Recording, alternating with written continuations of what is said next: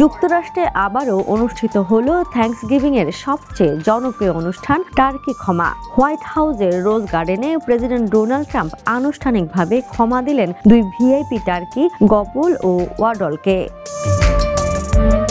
North Carolina থেকে আনা 23 কেজির সাদা পালকের এই দুই তারকা আগের রাত কাটিয়েছে হোয়াইট হাউসের পাশে বিলাসবহুল হোটেলে। অনুষ্ঠানে ট্রাম্প জানান, প্রথমে টার্কিদের নাম রাখতে চেয়েছিলেন চাক আর ন্যান্সি, ডেমোক্রেট নেতাদের নামে। পরে মত বদলে বলেন, ওভাবে নাম রাখলে তো ক্ষমাই করতাম না। ট্রাম্পের দাবি, এবছর থ্যাঙ্কসগিভিং এর খাবার আরো সস্তা, যদিও গবেষণায় মতভেদ আছে। এমনকি বাইডেনের ক্ষমাপ্রাপ্ত পিচ ও ব্লসম টার্কিকেও তিনি আবার ক্ষমা দিয়েছেন, কারণ তার মতে বাইডেন নাকি মেশিন দিয়ে সাইন করেছিলেন।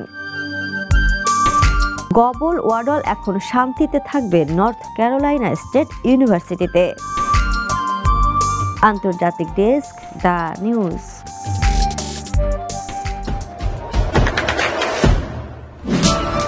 দেশে দেশে সবার সাথে, দ্য নিউজ।